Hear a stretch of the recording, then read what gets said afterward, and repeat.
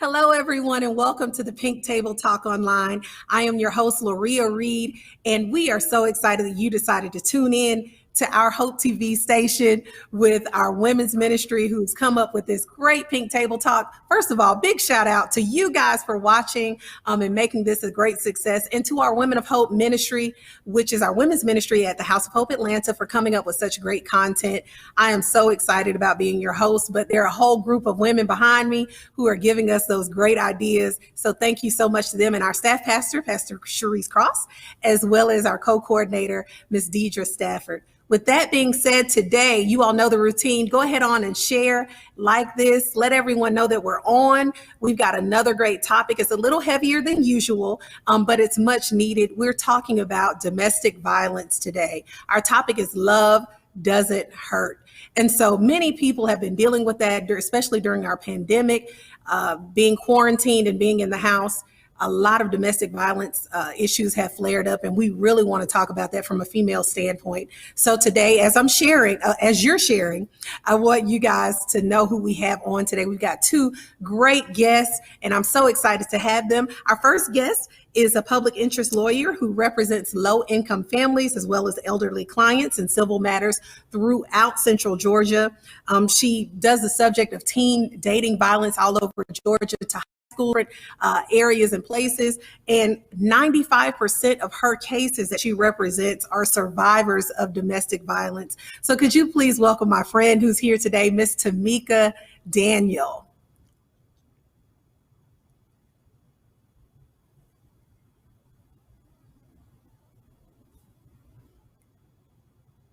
Hello, Tamika, are you there? Oh, there she goes. Can you hear me? Okay, yes. There you go. So glad you're with us today. I'm so glad to be here. Thank you for asking. Yes, ma'am. And our next guest that we have coming up, she is a labor-backed progressive businesswoman and Democratic candidate for the U.S. Senate of Georgia. She's running for the seat currently held by David Perdue. She is just awesome. We love her. She comes to our church just unannounced and just hangs out with us, not just because it's election time. And we love her so much. She's a friend of our show and a friend of Dr. Edie Smith, and we're so glad to have you. Miss Sarah Amico. Hello, Miss Amico. Hello, Loria. Thank you so much for having me, especially for such an important conversation. And Tamika, I'm honored to be here with you. House of Hope has become our second church family, and it's good to be back with y'all. Yes, ma'am. I'm so glad to have you. And to have both of you guys here at the same time, I feel so important right now. Oh, you are, darling. You are. I know. And for us to talk about such a heavy subject of domestic violence, it really helps to kind of bring a lighthearted approach to it so that the information isn't lost. So ladies, if you're listening, please let your friends know, even if they're not domestic violence situation, everybody needs to hear what we've got to talk about today. So I'm going to start, Tamika, with you. One of the questions, and I'm just going to shout this out really quickly. She has an event every year called Secrets and Stilettos, where she talks about everything from domestic violence, control and power. And I learned so much just coming to that event that I had no clue about. So if you're ever, shout out to that. If you ever Secrets and Stilettos, that's something that you need to do. But I want to talk to Mika about, for people like myself who've never experienced that, but we see other women who go through it. And we always ask the question, why does she stay in something like that? Why does she continue, whoever the woman may be, why does she continue to take these situations, whether it be verbal abuse or physical abuse? So from your standpoint, what have you seen, and why do many women stay in situations like that? I am so glad you asked me that question, because that's probably the question that I get asked the most. And I will start with my general tagline. Let's stop asking why does she stay, but let's ask why does he feel like it's okay to abuse her? No woman wants to be abused. No woman wants to be in an abusive situation, but there are many things that keep a woman in a situation because she feels like she has no options.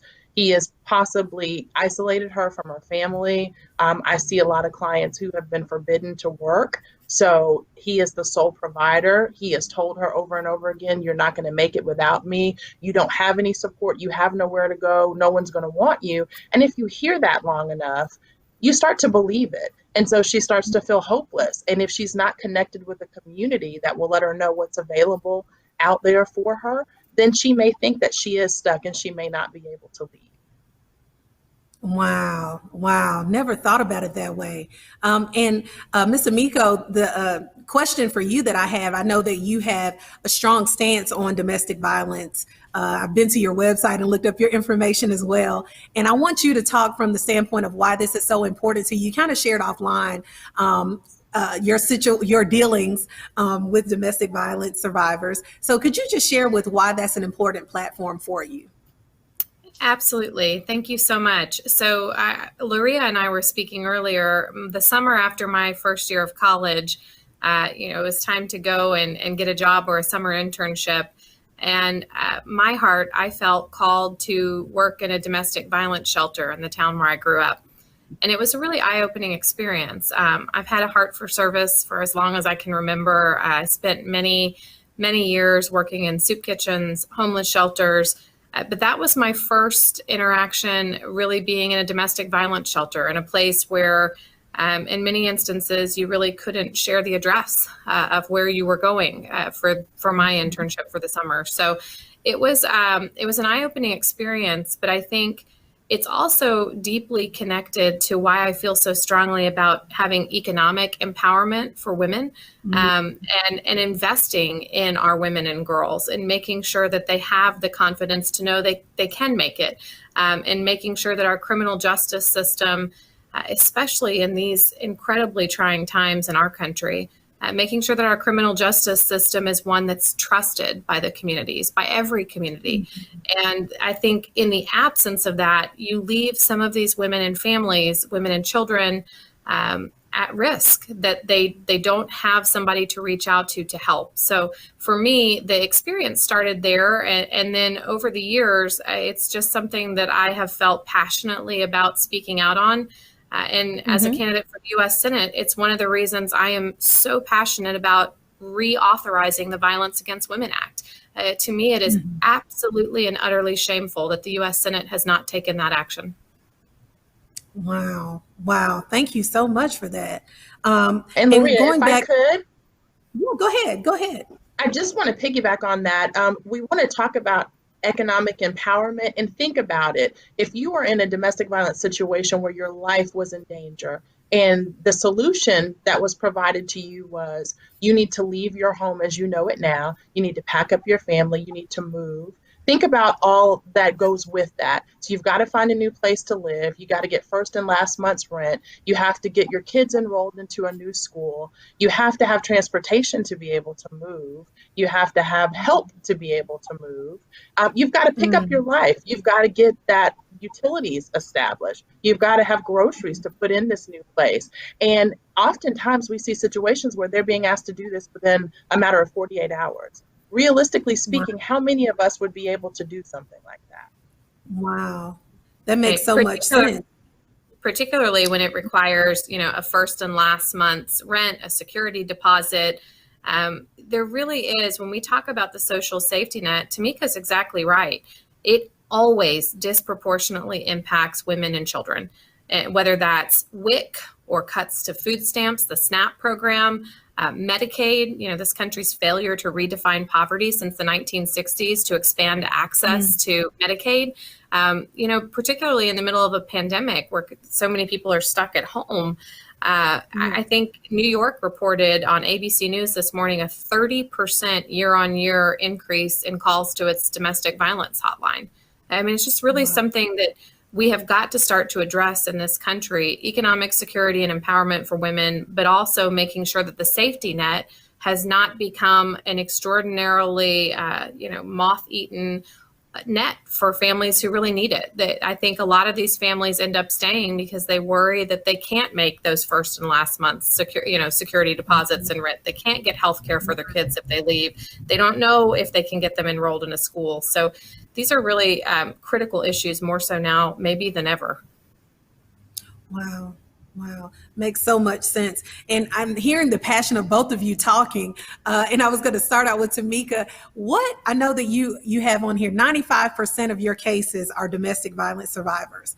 How do you wake up every morning to have to deal in a heavy subject like that every day? What prompted you to want to assist women, mostly women, I'm sure, in a lot of these cases? I started as an intern with Georgia Legal Services 18 years ago, and that was my first introduction to domestic violence. I always get asked, are you a survivor? Have you ever gone through something like this? And I haven't, but working with these women just struck a match in me and helped me realize that I wanted to be the voice for those who felt like they didn't have a voice.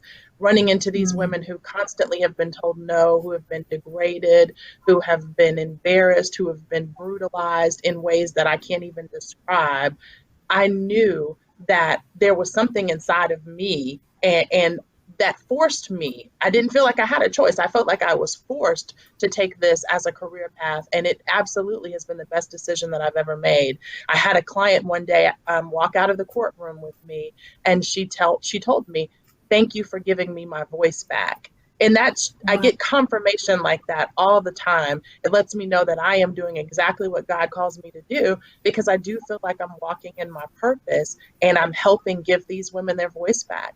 It's a tough thing. I do a lot of shopping online, and those are the things that I have to do for self-care, because self-care is important when you work with victims of domestic violence day in and day out. You start to internalize some of those things. So you have to kind of unplug.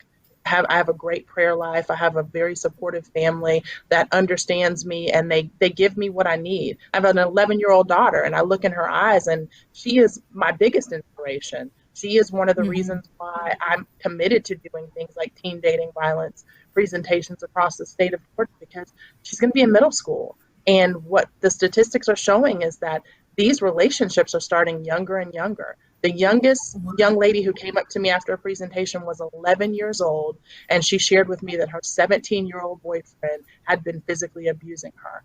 And that just blew my mind. Never in a million years would I have thought that something like that would be going on in middle school, let alone with an 11-year-old. And so that inspires me to keep going.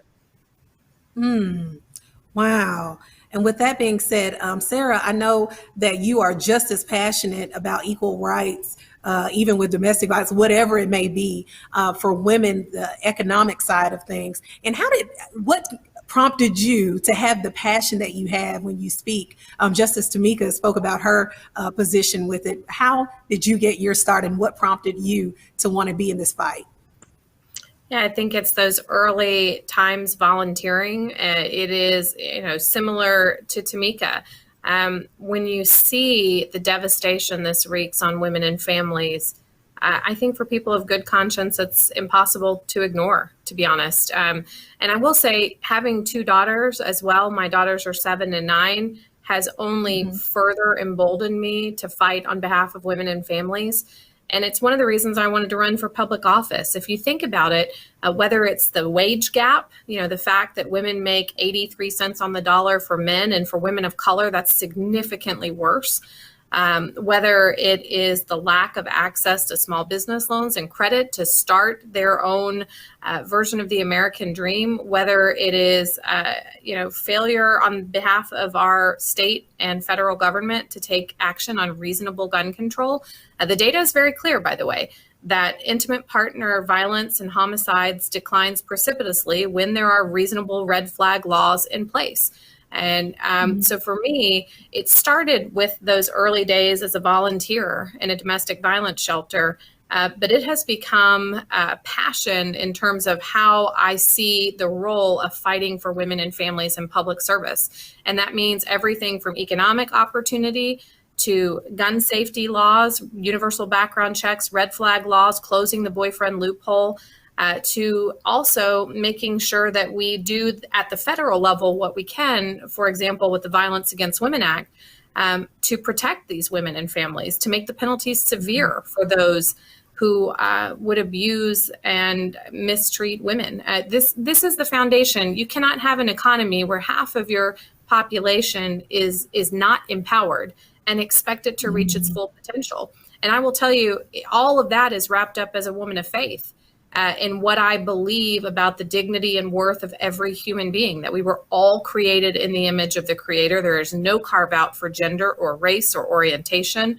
that we are worthy of dignity and respect and safety. We are equal under the law. And, if you think about the Corinthians verse that so many of us hear at weddings, right? Love is patient. Love is kind. These are the messages that we should be instilling in women and girls from the time they can understand what we're saying. And it's what we should be living out in our actions, whatever our career is. So while Tamika is working to give people their voice back, what a beautiful phrase your client gave you, Tamika. I want to be a champion on the front lines, creating the kind of legal framework to prevent you from having as many clients. And I think that we can all agree when you get to zero, we will have accomplished a pretty miraculous thing. Absolutely. Wow. And I think that it's amazing that the two of you all have girls. With you talking about the dating violence, and I'll start with either one of you, what conversations do you have with your daughters, even as, elementary school, with experiencing hitting, or, do you start, what age, for some of the ladies who may be watching that have daughters now, what conversations should they be having with their middle school age or high school age daughters during this time? I think we need to exhibit healthy dating relationships. What I am finding out over and over again when I talk to young people is I'll ask them the question, have your parents ever told you what it means to be in a healthy dating relationship? And by and large, 95, 96, 97% of the time, I get no hands raised, or maybe one in a room of 100. And so I think we are doing a disservice as parents. We have to start early, and we have to do it often. Definitely sixth grade, you're going into middle school, they're going to be exposed to things that they have never been exposed to before. It is important for us as parents to teach our children that it's okay for you to have boundaries. It's okay if someone is making you feel uncomfortable, if they're touching you, if they're saying things about you that make you feel uncomfortable. I am now giving you voice to that discomfort, and you have the right to say, you're making me uncomfortable. You're in my space. My daughter calls it her bubble. Mom, I don't want anybody in my bubble. And that it's okay that you have that bubble. And I think our girls need to understand that they don't just have to placate someone and say, oh, well, it's okay. I don't mind. No, you do mind. And I want you to stand up and say it with authority. Please don't do that. You make me feel uncomfortable. Yes. Yeah. Our girls, Luria, are young. They're 7 and 9. But I can tell you, from the minute they were old enough to know what a swimming suit is, we've had conversations about, these are the parts of your body that, you have complete agency over this body. And these are the parts that are off limits. If it's covered by your bathing suit, there's nobody's business touching any of that. So we're very upfront, and we talk very frankly, but in terms they can understand. And so I would say we take sort of a three-prong approach. The first is modeling good relationships. I think Tamika's spot on there. What does it mean to be a loving partner? And, we all have bad days, or you're grouchy at some point, but making sure that we're constantly aware that our kids are watching, and that we're modeling the kind of relationships, healthy relationships, we want them to have. Number 2 is, from the earliest age possible, teaching our women and girls agency over their own body, that this is yours, that you control, the access that anybody else has to it. I mean, it seems so basic, it almost sounds strange to say out loud, but that is critical here. And then last but not least, building in our girls a sense of inherent dignity and self-worth. And I think that's critical. And it's a place where, for communities of faith, your conversation in some ways is a little bit easier, right? When you believe that you are a child of God, you have that inherent dignity and worth. And I think coming back to that time and again is critical. So those are the things that we try to do as a family. I like that with the swimsuit thing. I like that. I've never heard that before. I like that. I like that a lot. That's good. Tamika, going back to you, what, as a person who has not experienced domestic violence, but would want to help another person. And sometimes it can be frustrating if you see verbal abuse or you hear physical abuse and you talk to the individual who may be a female in my context, and she continues to stay in that situation. As a friend, as a sister in Christ, what steps could I take, as many of our other friends may have? What could I do in that situation? Should I just back, some people back all the way off. Should we just be there to listen? What would you advise that we do if we have a friend in that situation? I would advise you not to back off. One of the goals of the abuser is to isolate their victim so that they don't know that there is another way of life. And so what I would encourage you to do is be a strong supporter, be a listening ear for that person who's going through. You want to make sure that you're not judgmental, because you can never say what you would or wouldn't do until you are actually in that situation. I've had several clients that said, I never saw myself ending up here. No one ever goes out with the idea of, I'm going to be a battered woman.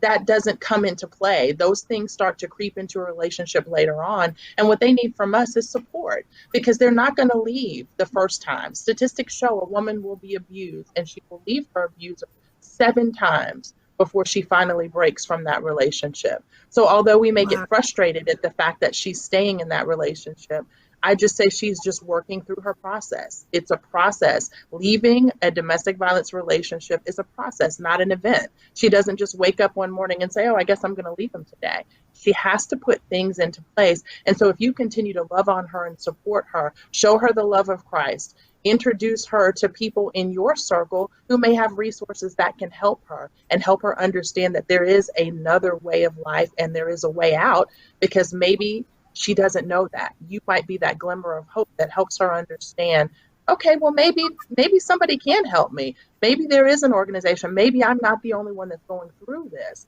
And so as she begins to open up to you, you can then put her in touch with people who could potentially save her life. Wow. That's awesome information.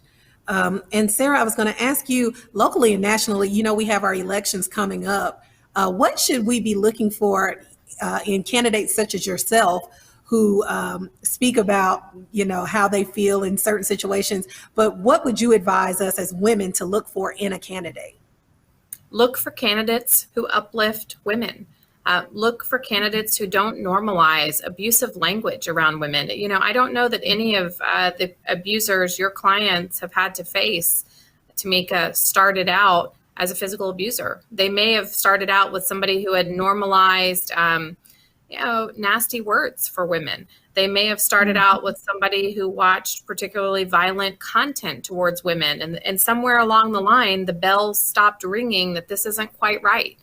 And so look for candidates who uplift women. And by the way, if you want a representative, whether that's in the U.S. Senate, like the race that I am, or in your local county commission or city council, if you want a candidate who will center issues for women and family, one way to make sure we do that is to uplift women running for office. There've only been 57 women in the history of this country who have had the honor to serve in the United States Senate. 57. Wow. And if you think about it, is it any wonder that we're still talking about affordable childcare and paid leave and reproductive freedom and making sure that we have women and children who have food security via SNAP, or adequate health care, that nobody's sick because they're poor or poor because they're sick? Of course not. Because we are underrepresented there. Women, we're not at the table. It's better now than it's ever been, but we're not there yet. And so look for women running for office who share your values, and look for candidates, whether they're male or female, who uplift women. And if they don't support the reauthorization of the Violence Against Women Act, the Paycheck Fairness Act, you've got to ask why.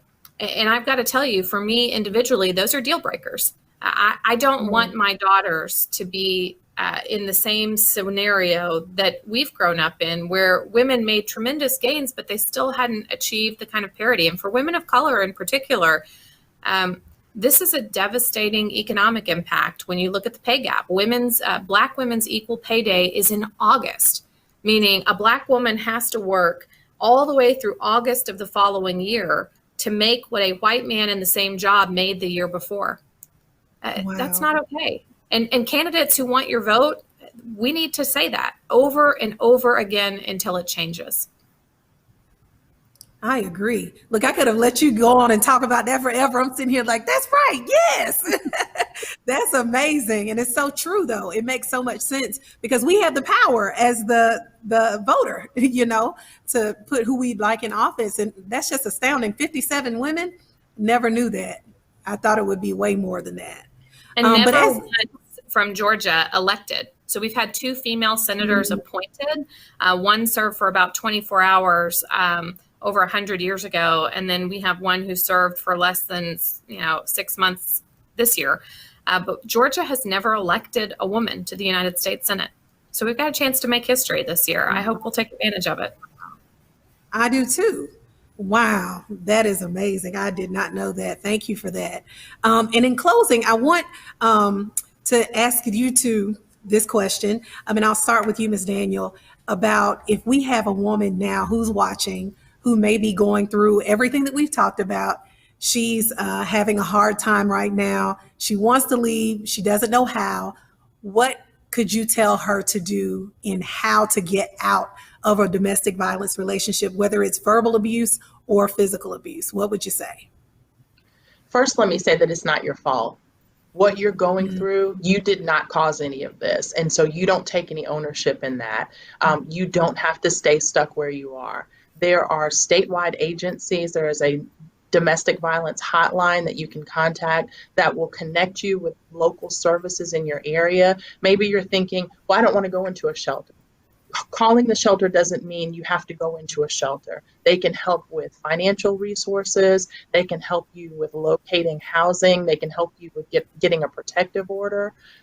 Absolutely reach out to my organization, Georgia Legal Services. We represent 154 of the 159 counties in the state of Georgia. And if we can't help you, we can refer you, if you're in the Atlanta area, to Atlanta Legal Aid Society. That's our sister organization. So there are free and there are free services available to help you break free from that situation and to stay safe. I am concerned about your safety and your well-being, and we can put you on the right road to connect you with those services in your community. Wow, thank you for that. And Sarah, I know on your website you have all the information for the domestic violence hotline. What would you say, encouraging words or anything that you would want to say to a woman who may be watching and going through what we've been talking about? I would echo what Tamika said. First and foremost, you have no culpability here. This is not your fault. But women, as long as there have been women on this planet, we have proven to be strong survivors. We have proven to be resourceful. We are fierce protectors of our children. And I would say not only is this not your fault, but I have complete faith that you can come through this. And if you're able to access the resources you need to get, whether it's out of the situation into a shelter, get to a family member, to get help from the police department, I believe that you can come to the other side of this. And I would also say, just to the women who are not in this situation, but have friends that they worry or they wonder about, I'd like to take a minute and just address y'all. If you have a friend and you suspect there's a domestic violence situation, do not be shy and do not delay. You need to check in. These are moments where many women are now shut into a home in lockdown with their abusers, in some cases with children in the home as well who are at risk. And this is a time to make sure we are our brother and sister's keeper. Make sure that we're checking on our loved ones, our dear ones, our friends. So don't worry about intruding. A good friend will know if there's nothing wrong that you were acting in her best interests, but don't delay. Be very direct and speak out, because these women are counting on sometimes their networks to help them pull themselves out of these situations. Yes. Most definitely. And don't be afraid to reach out. We love you. There are people that really love you in your life. And even our church family, we love you. We have our prayer hotline. You can call us at any time. We also have our, let me give you the number, and it should be popping up on the screen. It's the 1-800-33-HAVEN. 1-800-33-HAVEN, and that's the domestic violence 24-hour hotline for Georgia. You can go on there. Somebody will be there at any time to speak with you. If you want to get out, they're there. And I'm sure you have friends and family who are supportive of whatever you decide to do, but we want you to know that we love you. And going back to our guests, we're so excited that the two of you were with us today on the Pink Table Talk. Once again, Ms. Tamika Daniel, our lawyer who is out there fighting for justice every day. Thank you so much for being on with us, as well as Ms. Sarah Amico. You've seen their handles when they were talking. You can go on Facebook, Georgia Legal Services, as well as the Georgia Hotline. Please do whatever you got to do to stay alive, because we love you. Somebody loves you, and it's us. So thank you so much, ladies. Do you all have any closing remarks you want to say before we log off? I just want to say thank you. Absolutely. Thank you to House of Hope for taking up this important topic. We need to have these types of tough discussions, and I appreciate you all for doing that. This is the kind of sisterhood and conversation among women that actually gives me the hope to say, I believe these women can make it to the other side. It's programs like this and hosts like you and churches like House of Hope that give the outreach. Sometimes that may just be a lifeline somebody really needed. Most definitely. Thank you so much to both of you, Sarah Amico, Tamika Daniel, Pink Table Talk Online. We're so glad to have you guys. Remember, love doesn't hurt. If you need us, we're here. See you guys the next time, and have a wonderful rest of the day.